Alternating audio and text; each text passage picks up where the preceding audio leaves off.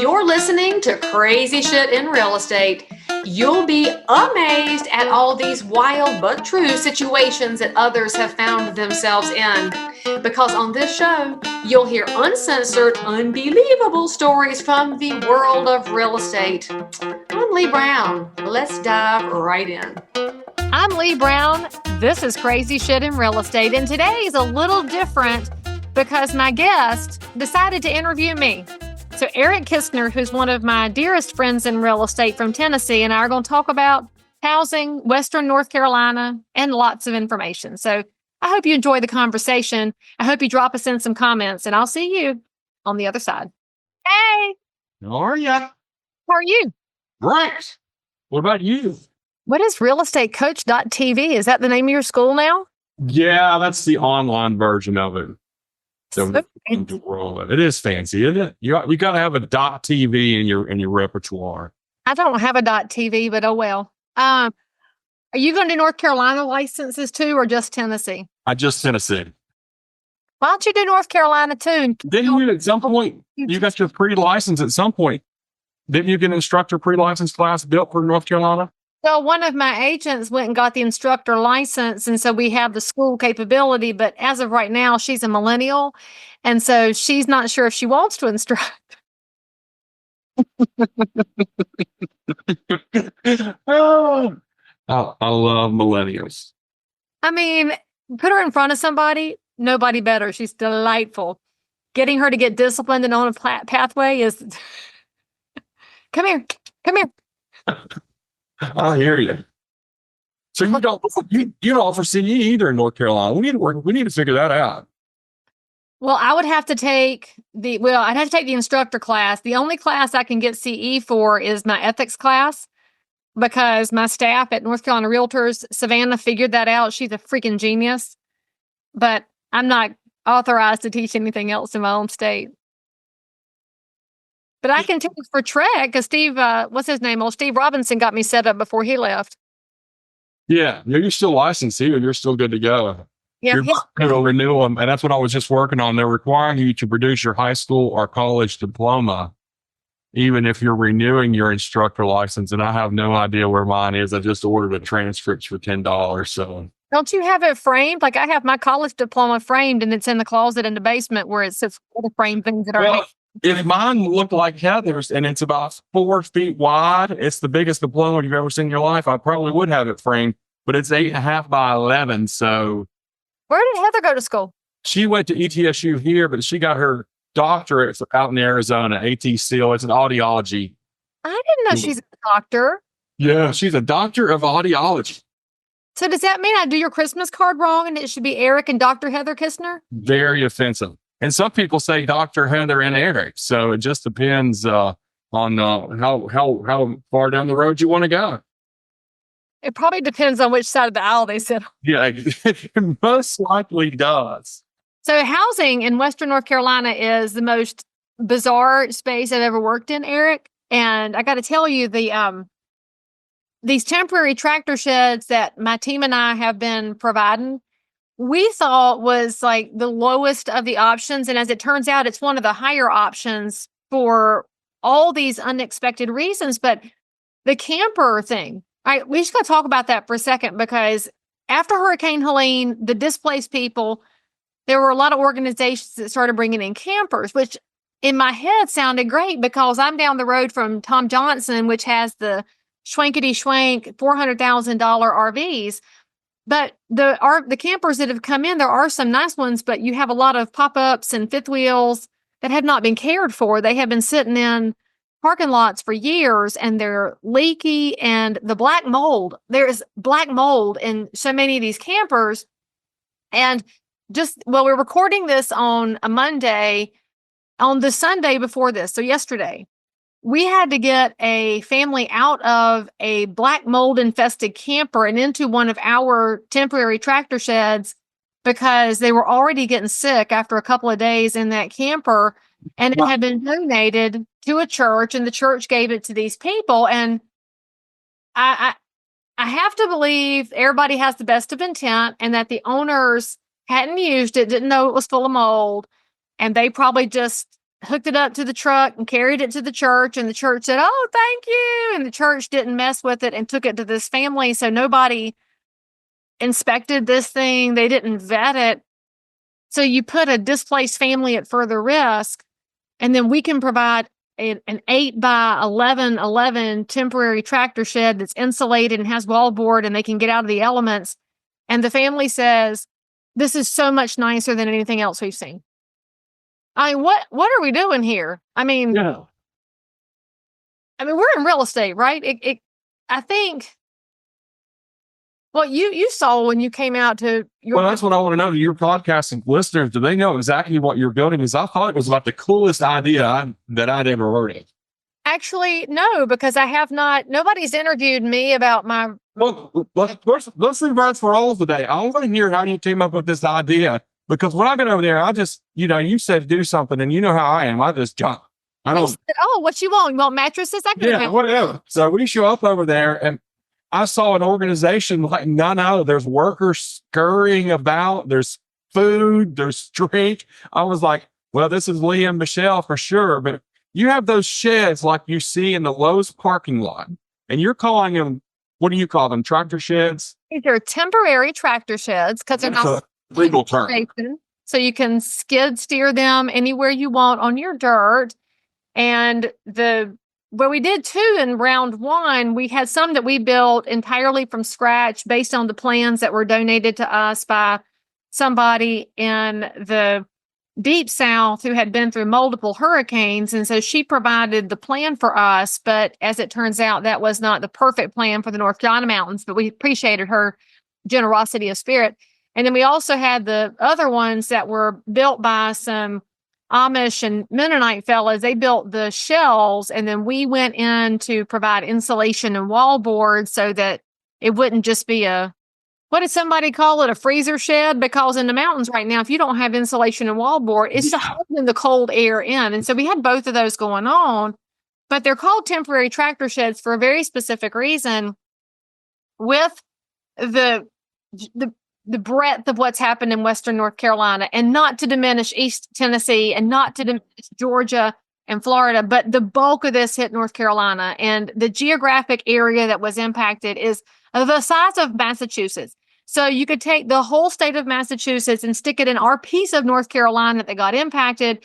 That's what we're dealing with. And so where all the flooding and the landslides and all of the bad weather things that happened washed houses away, 100% destroyed. I think the last number is something like 1,800 homes, 100% destroyed. That's a lot of missing housing.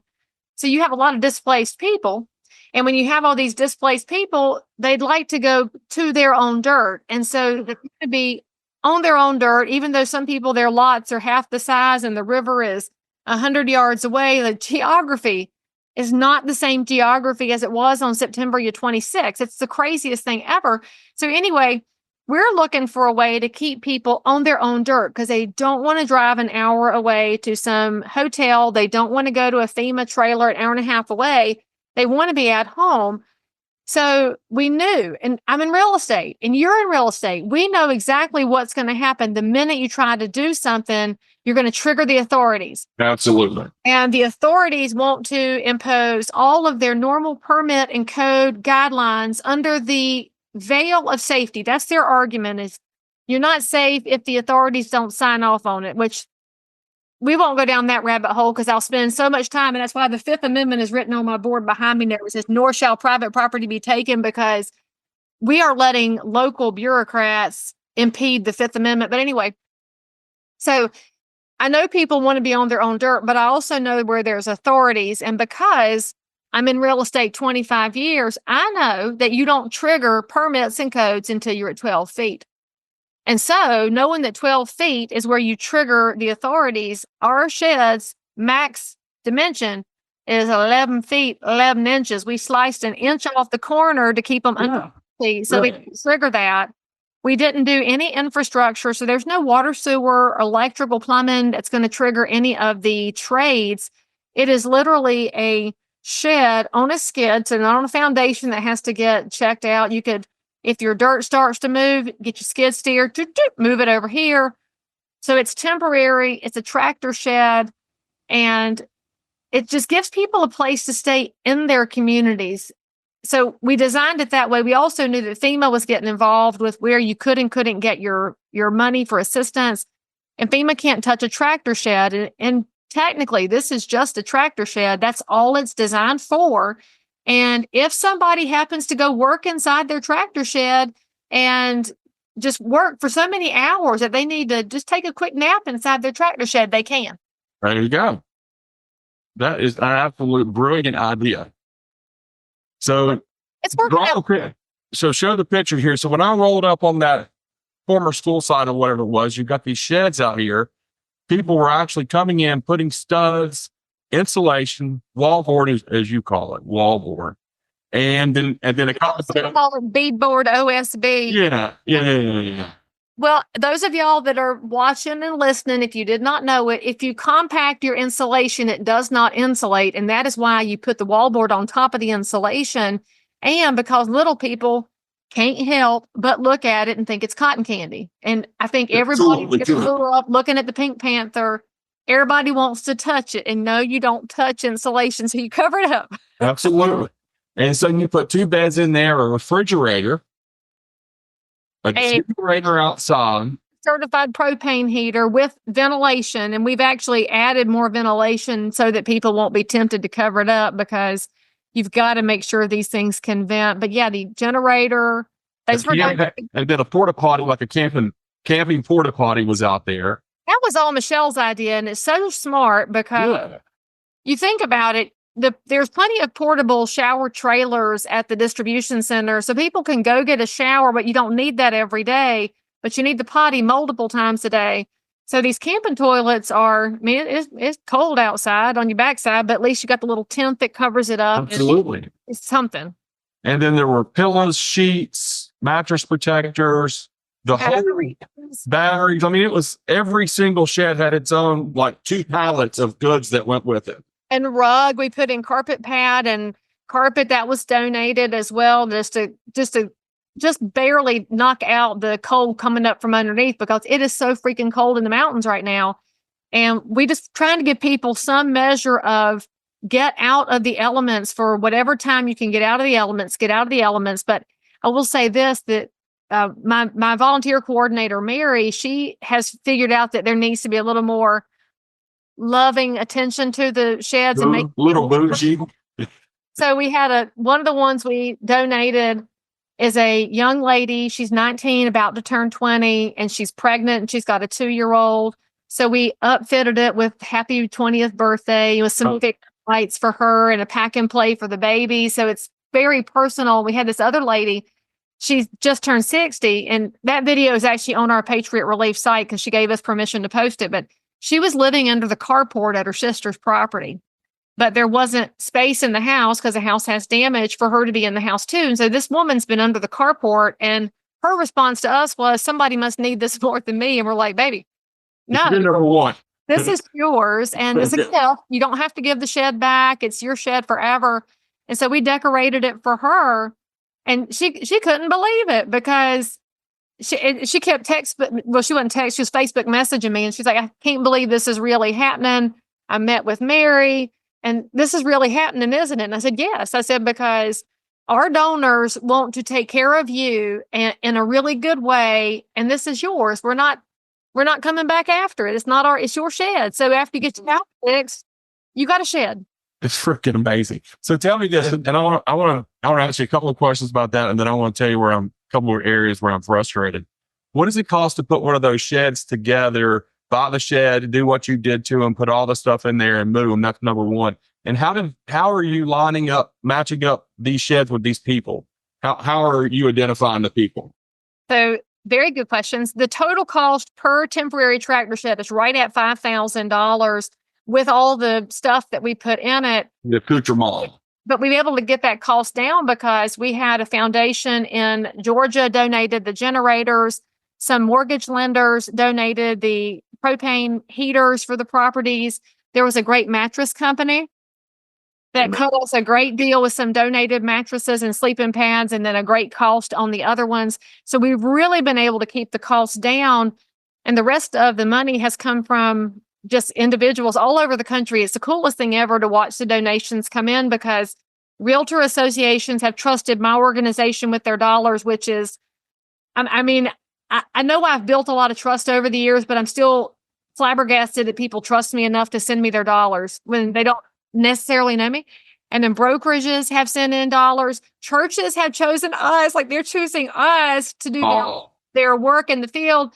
And then individuals, like somebody will send $2 and somebody else will send 1,000. And it's my favorite ever was this one check that came in, because I've discovered the people that love Patriot Relief are paper check people, because obviously they're my people. And on the address thing in the corner, he had scratched it out and wrote anonymous. And I'm thinking, baby, I can read your name and address. It's fine. I won't tell anybody you sent us your dollars, but it's really cool to see how people have responded to an opportunity to help. And I had told this one organization reached out to me and wanted us to do a larger tiny house project. And I said, no, I appreciate it, but I'm trying to operate under the triggers. And I like this really cost-effective thing, because we can do more of these than if we're trying to do something bigger. And there's other organizations doing those. And it's going to take all the solutions to figure out how to get through winter in the mountains. And this is our niche for serving. So our dollars are stretching really good, but then the recipient piece has been a little tricky, because as in any disaster, you have people that are capitalizing on it. And there's one lady who I found out her whole story from another nonprofit that we've worked with, because I think a lot of the reputable nonprofits, we talk to each other now, because we know there's a lot of scammers. In fact, there's some churches that are scammers, and I'm not even go down that road, but not every church can be trusted. But the Bible tells us that too. But anyway, talking to this other organization, and he was saying, yeah, that lady right there, he's like, she's received 7 campers. She sold 6 of them for drug money. And I was like, thank you. So we did not move any further with her, because he knew her, because he went to high school with her. So he knew the whole story. So that's also the realtor opportunity, that we know what relationships are reliable and which ones are not. And I know that Patriot Relief has been built on my little network of realtors that I trust throughout the region. In fact, Star Franklin, who's been right by my side this whole time, she's from Burke County. So she's at the foothills area. Well, she's been in the middle of this the whole time, but she knows the players in some of these towns that I would never know. But she also knew some players in the next county over through her political outreach. And so it's all connecting the dots. Well, then when my volunteer coordinator crops up, so Mary's connection to me came from TikTok. She was following my account on TikTok, which, Lisa manages that, because I don't like TikTok, but whatever. Lisa does a great job with it. She thinks it's hilarious. And Mary crops up. She shows up at the build site the same day you and Heather show up with the mattresses, comes over to hug my neck, and acts like we've been friends our whole lives. Well, we basically have, because we have so many connections. Well, she used to do volunteer org for a big ministry, so she knows how to drive the train. So she took over. So, all right, so the dots are wild. The generator people, they donated the generators right when I was getting my EIN as Patriot Relief. I was getting official. And they said, do you have this, and this for paperwork? And I said, no, and no. And can I have yours? Because I don't know what I'm doing. They said, sure. So they brought me their paperwork. Mary snatched it out of my hands.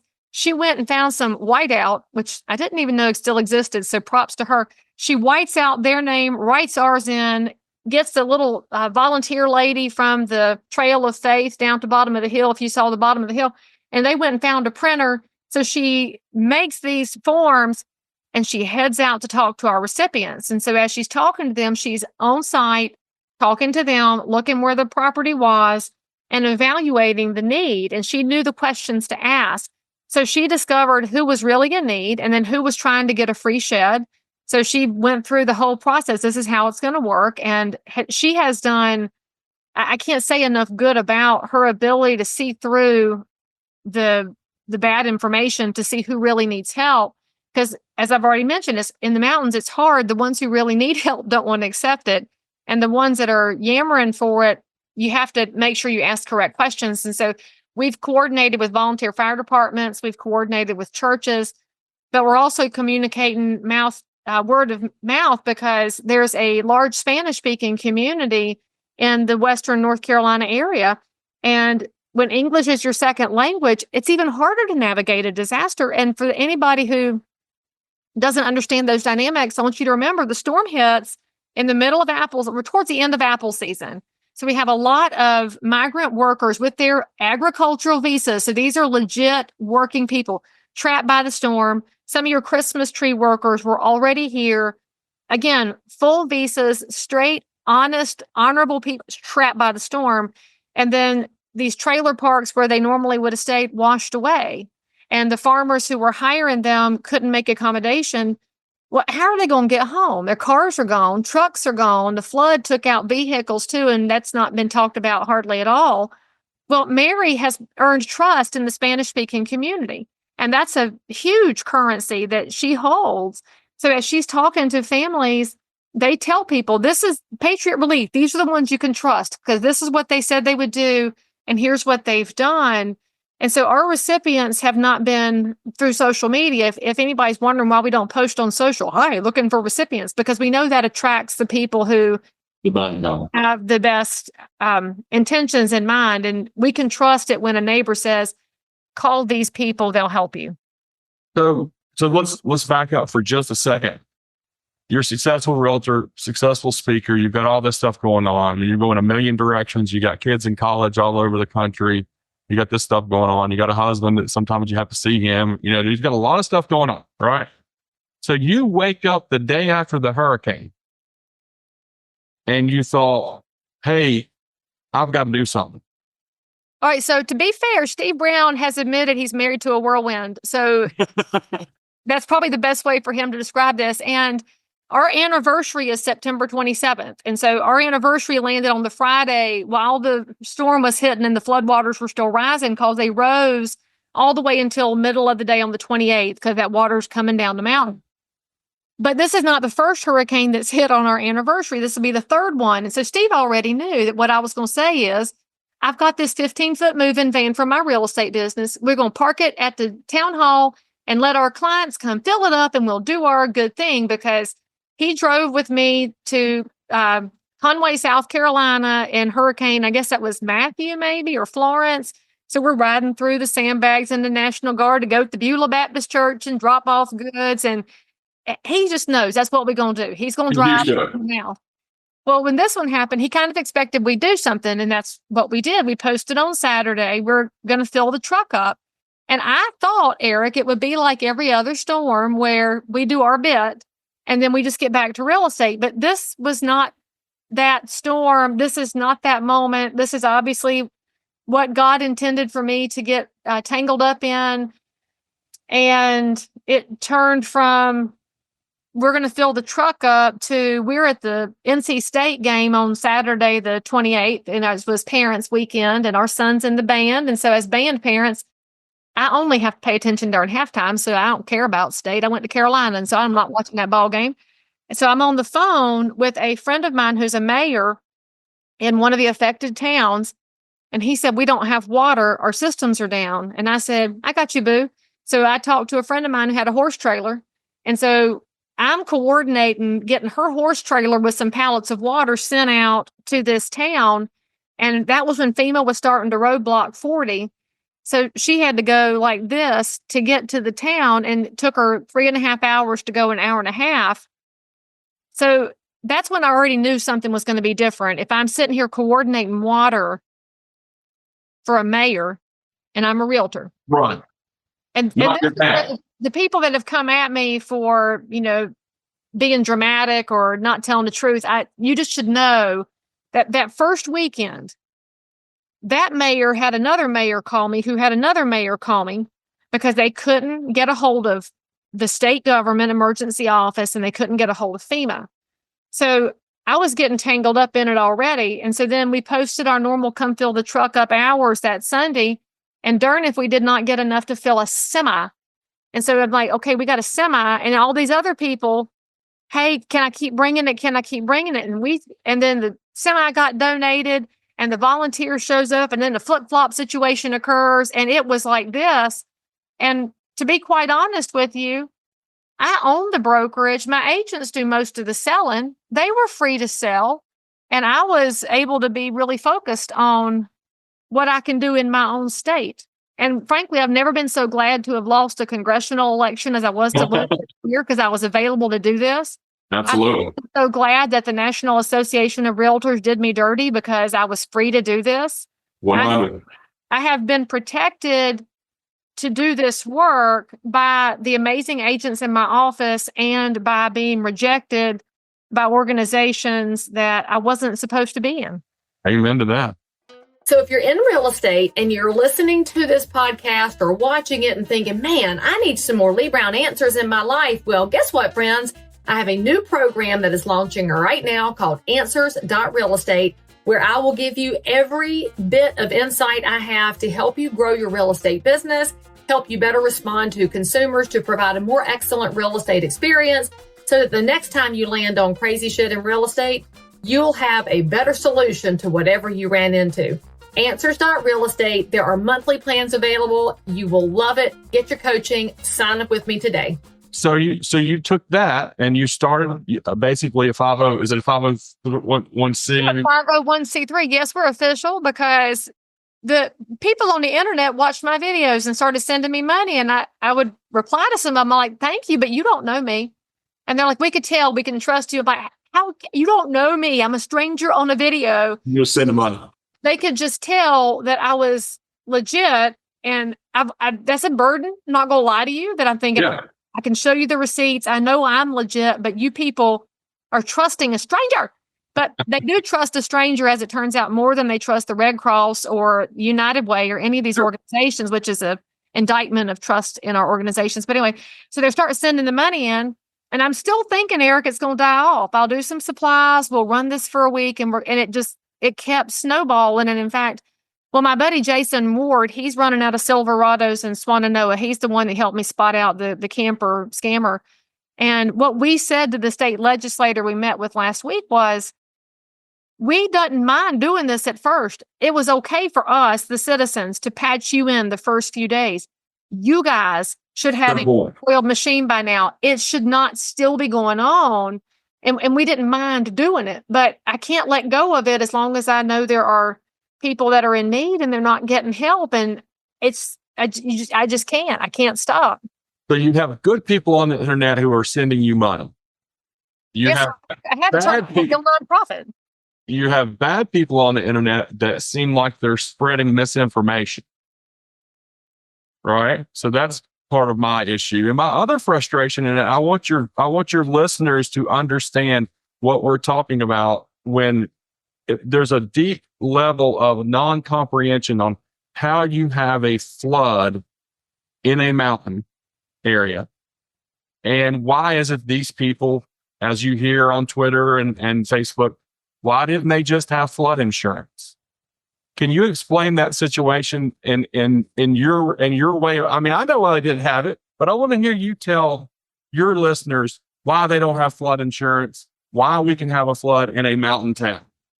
Okay, so there's multiple things to take into consideration before you become the person who types in all caps, they should have had flood insurance, because that's the phrase that makes me want to throttle people through. It does me. I should not want to throttle anybody. That is not.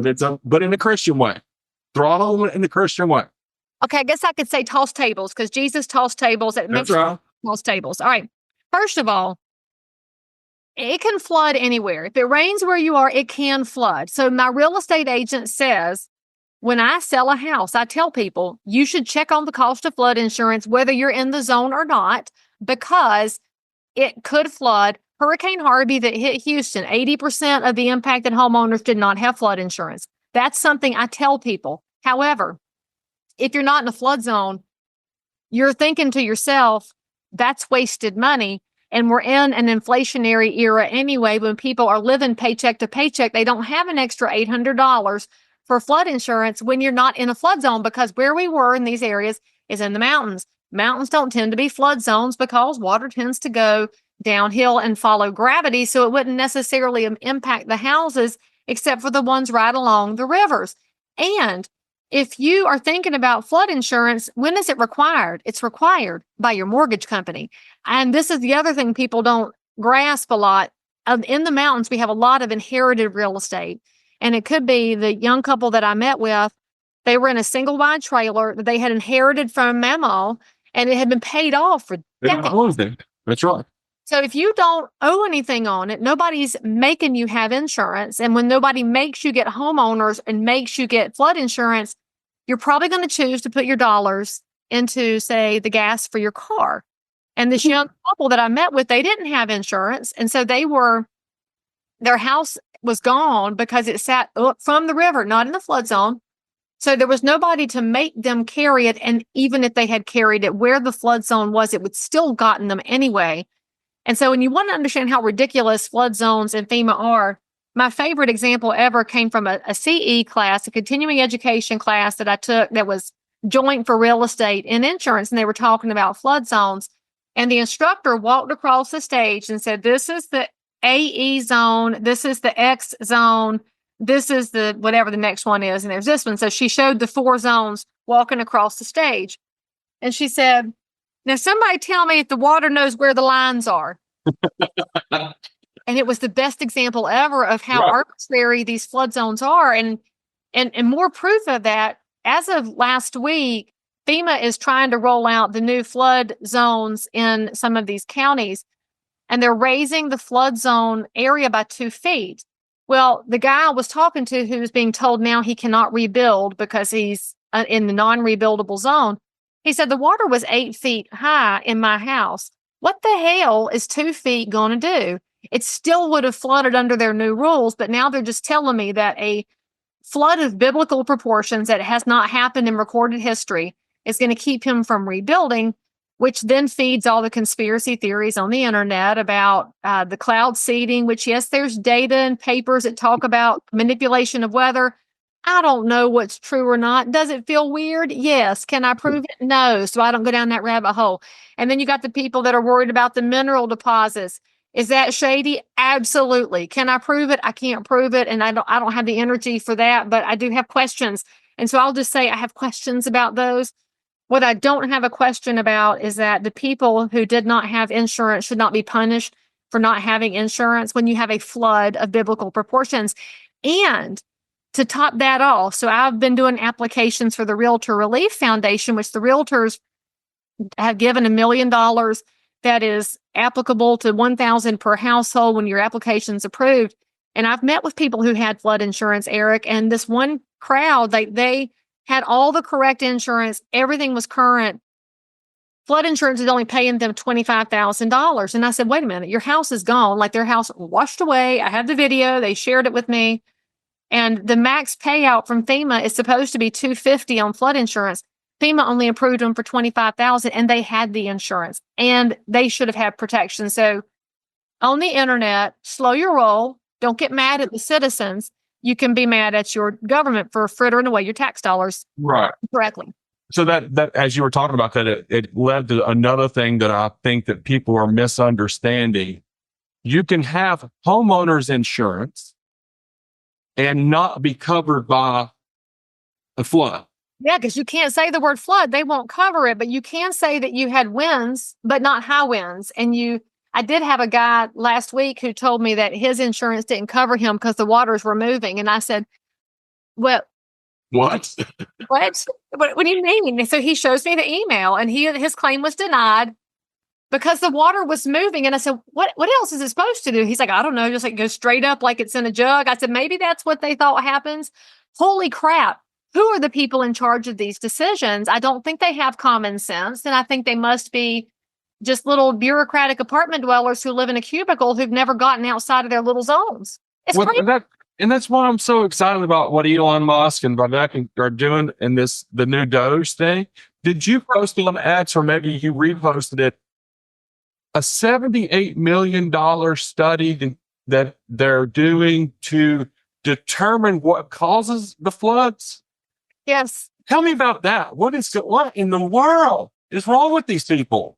I don't know, because if you'd let me have that $78 million at Patriot Relief, buddy, I would go out and buy more roofs and do more repairs and pay for some mitigation.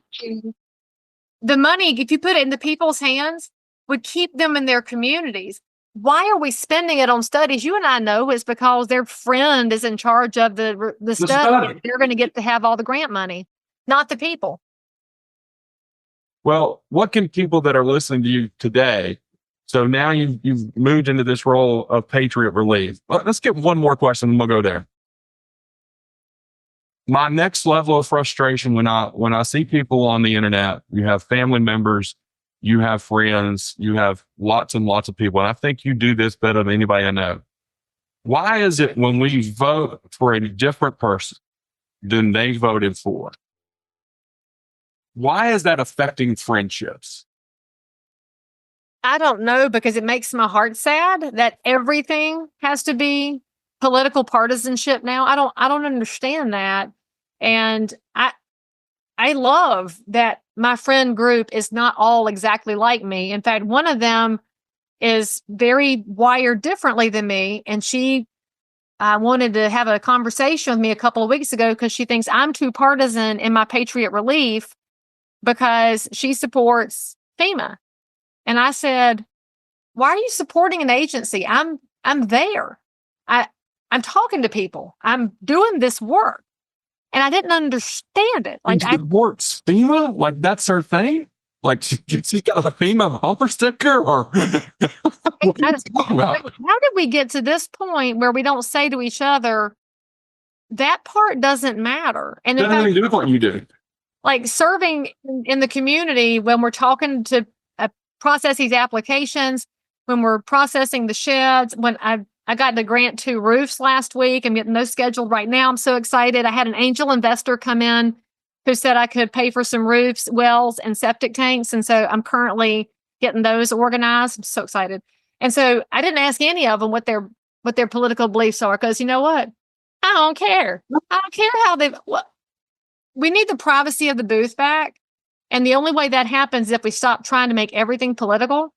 And for the people who say, but Leigh Brown, you're a partisan, you've run for office. Oh, I'm totally partisan and I have run for office, but I'm very black-pilled right now because I'm seeing showboating from both sides of the aisle, and I'm seeing dollars be grifted from both sides of the aisle, and I'm watching my neighbors suffer. So I'm a little black-pilled right now, to be honest. And I think we all should be, Eric. That's what should be teaching all of us, is that if Elon and Vivek can expose the grift like Rand Paul does every year at Festivus. It's my favorite Rand Paul rant on X every year. Yeah. My friend Oilfield Rando, it's an anonymous account, but he's from Carolina. He's a great guy. He exposes what's in these bills, and he does it on the regular. As a regular worker, he just designed his own software to expose it. Until we, the people, say, you know what? This isn't R&D. This isn't FEMA versus non-FEMA. This is the people versus a group of elites. Until we address that, we ain't fixing this. 100%. If there is a place for anger right now, and that anger should be directed at Washington, D.C., and those 11 counties surrounding Washington, D.C., that are the most expensive counties in the United States of America. Now, if you think you have an issue with your government, look right there. Look at what it costs to live in those 11 counties that surrounds DC. There is something that has to happen, and that's where the anger has to be placed. All right, so tell us, what's the next step for Patriot Relief? What's the next phase of the tractor sheds? And how can others that are listening, how can we all help you? And because you don't want to get 1,000, 10,000 bottles of water and not have any of generators. So how are you separating that all out? How are you making that happen? We have enough water until the apocalypse happens. So we're good on water. We're probably good on diapers and formula until the apocalypse. I'm just going to lay that out there. We're so grateful to the outpouring. Please don't send us anything else made out of fabric. We don't need blankets and coats and used clothing. One of the volunteer fire departments where I have done some base work to talk to Realtor Relief recipients just gave 4 semi-tractor loads of used clothing to a recycler because there's nowhere to store them. And I love the donors. I love your heart. I love your calling to do things like blankets and coats, but there's nowhere to put it. These areas in the mountains are very spread out, and the churches that serve them are teeny little churches. They don't have storage. They don't have a big family life center and a storage building, and a lot of the storage facilities were devastated. There's nowhere to put it. Please don't send us fabric items. What people can do is if you donate to Patriot Relief, we are providing temporary tractor sheds. We are now moving into providing flooring if somebody wants to get their bathroom put back together. We are providing HVAC work. This person whose heat is out, I'm getting the HVAC company out there today. We are helping neighbor by neighbor. When it comes to supplies, I did have some wonderful realtor friends in Arkansas who asked me what to put on their truck before they sent it, Eric. And I said, oh, good. I want drywall and I want LVP and I want the LVP glue. And my contact said, well, I'm used to the click-in stuff. I'm like, that's fine. Send me the click-in, send me the glue, whatever. But they stacked that truck with what we needed because there is a huge agency factor we should remember is that not everybody wants to hire a contractor, especially self-sufficient people in the mountains, but they'd love to have some building goods and get their house going again. So that's what we're doing from a supply standpoint because it evolves. And we know that as we get the housing crisis somewhat manageable, we can move more into some of these repairs, and we'll partner with Kingdom Overflow Ministries, which is another great place to donate. We'll be partnering with the Baptist Coalition. The Baptist men are doing disaster work. So we're going to partner with other organizations, and we'll try and fill the gaps that they can't fill because there's a space for the people who own a property but don't have the financial capability to take care of their repairs, but they're not bad enough off to trigger some of the other orgs, and they don't have the insurance money. So the two people that got a roof this past week, one of them has been out of work since August, and it's just her.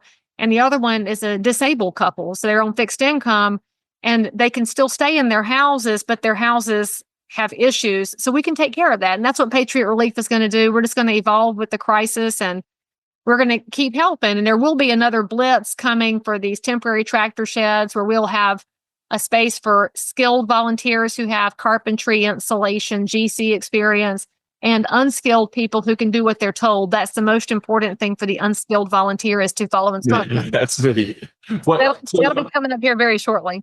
If you got a few more minutes, let's talk business. What's going to happen and what is happening? What are you seeing boots on the ground with real estate values in Western North Carolina? Do you have investors coming in? What's happening over there? Well, it's interesting. There are investors that want to buy land in Western North Carolina. Some of them are ministries. The Cajun Navy bought some land, and it feels kind of weird because that feels like a temporary purchase. And I don't know if there's a flip intent. Are you going to give it to a ministry later? There's a lot of uncertainty there, which causes heartburn for those who are vested in North Carolina's long-term health and well-being. There's people that want somewhere to go and they want to stay in their communities. The housing is going to have to be rebuilt to a large extent. The value piece is a question mark because you've got a lot of properties that need the repair work before they can come back. There's also been a belief that you don't buy in some counties now and you should buy in others. And so in real estate, we're constantly telling a story, as you know, and it's the story here of if you want to be in this community, then let's find you a property and let's figure it out. But there hasn't been a skyrocketing yet. I think it's just because we're still in the trauma phase and we're still in the management phase. But I got a text from one of the recipients that I'd worked with. She takes care of a disabled brother of her own. And her text to me said, she's currently renting a trailer house. Let me read you this text. She's so cute. Let's see. I got too many texts on my phone. She said, do you have any contact information on rent to own? We got some funding to get us a home again, but we can't buy. So can we rent to own? It's a battle to take care of my brothers. And so I'm going to get her connected to a local realtor. But she's the same one who said when she got her realtor relief money, like I got all dusty when I read this because she got her check the Monday before Thanksgiving. And she said, this is a lady I had prayed over. So whenever I'm handing out realtor money or doing our Patriot Relief, I ask them if I can pray over it. And only one person told me no. And I prayed after she walked off because I could teach them. So she said, Miss Brown, I got that check today. Perfect timing for me and my brothers. I can't begin to thank you for all you did. My family will have a Thanksgiving dinner now, thanks to you. That's where this matters. And I think the media, of course, long moved on act like everything's fine. The legislators are grandstanding for money, but you got a lady like this who her realtor money got her Thanksgiving dinner, and now she's ready to rent to own because she wants to be there. And I asked her which county she wants to be in, and she gave me her counties. So real estate's alive and well, and the rebuild, having a great conversation with Clayton Homes. As you know, they're out of Tennessee, and they've got this new cross-mod product. Have you seen the cross-mod? I saw the ads for it. Yeah. Dude, it's the coolest thing ever because it appraises comps with stick build. Yeah. Oh, wow. You can get them up in 30 to 45 days. And so I'm hoping that we can get some help on those. I know they're working with, there's an East Tennessee coalition of 100 homes. Have you seen the 100 home project? I don't think I've seen that one. No, I don't think I've seen that one. I'll tell you the name of it because one of my ministry partners. Is it Appalachian something or other? They're one of the partners. This is called the 100 Homes Project. This is Tennessee. And the Appalachian Relief Coordination is involved. Altar Fellowship out of Johnson City. Do you know Altar Fellowship? Yeah. So they're good friends with my good friends, Dutch and CC Sheets, who run the Give Him 15 ministry. I love them so much. So anyway, we were talking about that and what we could replicate there, but I don't know why I got down that rabbit hole, but. So you've mentioned it a couple of times, and before we go, and I want to make sure we're clear on it and everybody knows what you're talking about when you're talking about realtor money. And you were the one many, many years ago that you introduced me to the Realtor Relief Foundation. And I knew what it was. I just didn't know what it was. Right. So this is an organization that came from September 11th. Yes. 2001 and grew from there. And a realtor, right, that started making calls just like you did. Yes, it's from the realtors for anybody in the disaster community. And but it was just one realtor that starts making calls, right? I think it was a bunch of realtors because when 9/11 happened, the realtor reaction to anything, and you see it after Hurricane Helene, is, well, what can we do? Right. How do I pitch in? Which is why my little network starts off with a bunch of realtors and then regular people join in. We're very fast to the table. And that's how the Realtor Relief Foundation happened. Was after 9/11, people couldn't go home to their apartments in New York, and the rent was still due and the mortgages were still due, and the realtors pitched in to help. And since then, we've handed out, I think, $42 million in the 23 years of its work. And the realtor dues that we pay as members of the National Association, that pays the overhead. So what he does needs to go straight through. Because we're both business people, and that's what attracts me to this. Because you've been to DC, you walk around the White House. There's a nice building right there just beside the White House called the Red Cross headquarters.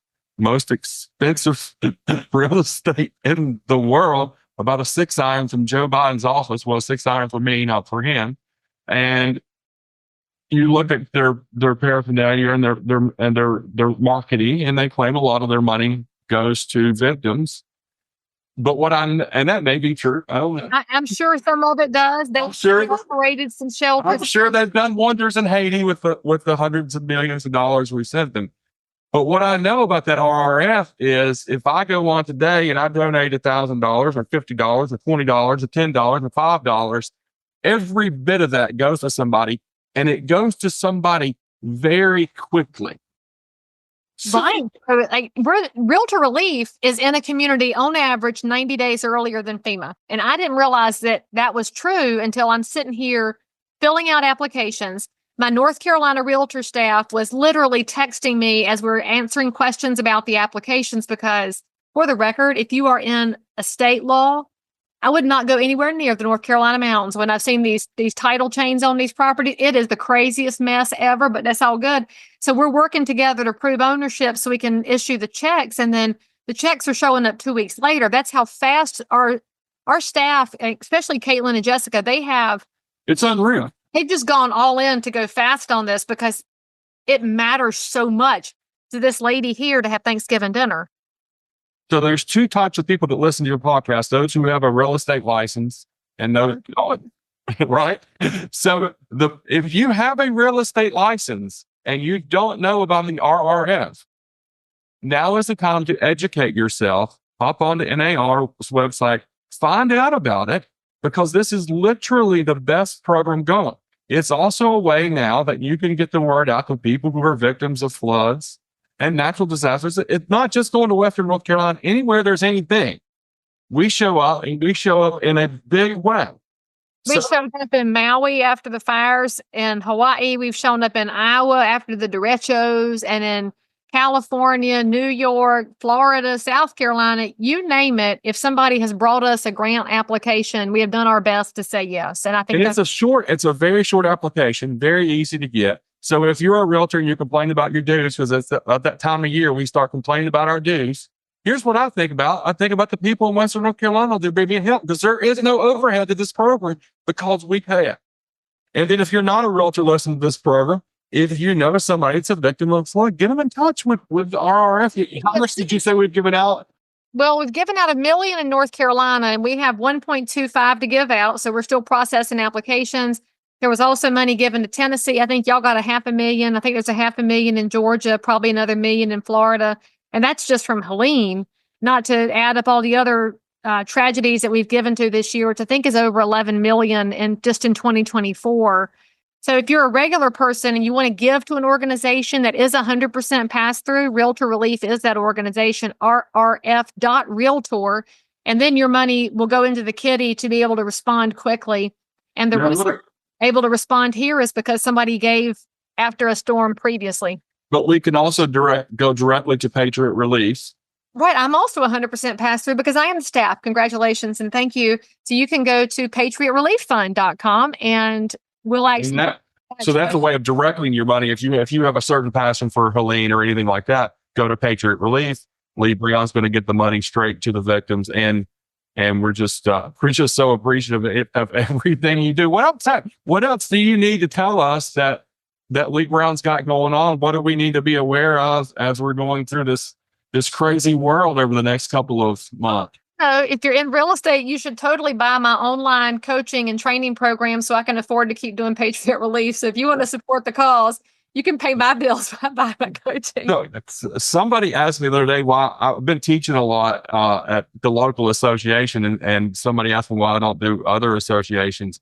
And I said, well, I don't have any material. I just watch Leigh Brown's stuff and then say it in the way we say it here, not the way she says it there. And I don't have any of my own. So that is a great way to pick up. That's Leigh Brown University, which is a great way of helping out the cause here. I mean, if you want to make it Eric Kistner University, I'm all for it. You're still going around the world to speak. Many people might know that you're most requested real estate speaker in the entire world. You've written, I don't know how many best-selling books. The number 4 is emerging now, and it's going to be my best. It's going to be my actual bestseller. And what is 4? Keep me down. It's coming. What is it? What's the title? I ain't there yet. That's way too far down the pike. Is it about real estate, or what's it about? No, it's about what happens when you surrender to God and he says, all right, you sure about that? Let's go. There you go. That's a great one. I like it. So your political future, tell us about that. I think I'm done with all of that. I feel the Lord has closed that door, and if he reopens it, that's fine. But I think I can do greater things outside of the halls of power than in them. Well, you're doing some great things already, Sam. We're so thankful for all that you do. And please let us know how we can help. And as the days go on, the needs start to arise again, just let us know and we will be there for you. I will. You can bring me some more mattresses, and I'm going to take my show back now. And thank you for taking over it. I have a warehouse full of mattresses with your name on them. So you just let me know when the sheds are ready. I mean, we probably shouldn't say that in NAR world because it's got a whole different set of connotations in realtor world to talk about mattresses. Absolutely. Just kidding, not really. So anyway, Eric Kistner from the Northeast Tennessee Association of Realtors and all the towns in that area, why don't you tell people where they can find you if they want to talk to you about your realestatecoach.tv, your license in school, your teaching and speaking? How do they find Eric Kistner? You could find me online at realestatecoach.tv. I run a pre-licensed school here in Johnson City where we help all the young kids and the old folks who want to get their real estate license, and we do that every month. And that's my new passion in life. I love helping people get through this licensing exam. As you know, it's a very arduous process, and not everybody passes it. And sometimes our smart people don't pass, and our people who you don't think are going to pass do pass. And it's a fun thing. And I also teach continuing education classes at our local association. Teach in Tennessee, we have a class called the Core. Do you have that? It's like a 6-hour CE class. It's part of our 16. Or it's just called mandatory update. It's not as friendly. So you got to give it a cool name. You not call it the Leigh Brown Core when we get you branded as CE. Yeah. So it's a 6-hour class, and much like you are a great teacher, but you are an educator, but you're also an entertainer. So I tell every class I feel like I'm more entertainment than educational, because you're talking to realtors who've had this class 6 times. They know what's in there, so you have to entertain them.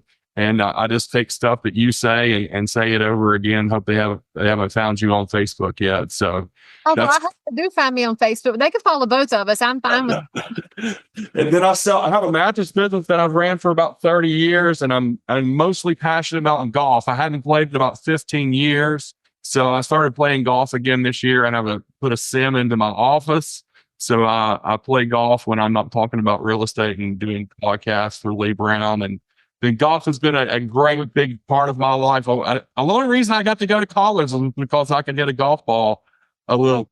Yeah, I had a 2.1 grade point average there at Virginia High School in Bristol. And I just remembered that today as I'm finding my transcripts for an application. And then I graduated college with a 2.1. So I was very consistent.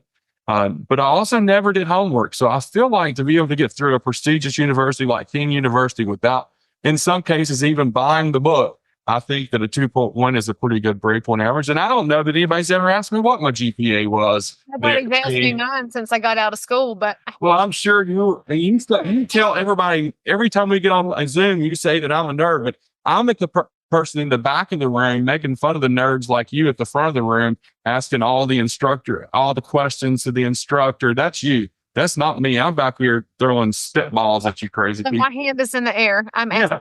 I'm like, the more questions you ask, the longer we're going to be in here today, ladies. So we've got to go. So that was me in college. So yeah, so it's a great time if you are in Upper East Tennessee, or if you need continuing education throughout the state of Tennessee. I'll be glad to help you. We're rolling out a lot of CE this year. So that's on the top of my mind. Well, thank you so much for making an appearance over here on the podcast. And we'll have to have you back again to talk about the next tractor sheds and whatever else we decide to do for our neighbors. 100%. It was a lot of fun. We'll do it again. All right, friends, if you think Eric should interview me some more, say something in the comments, whatever questions you want him to ask me next time.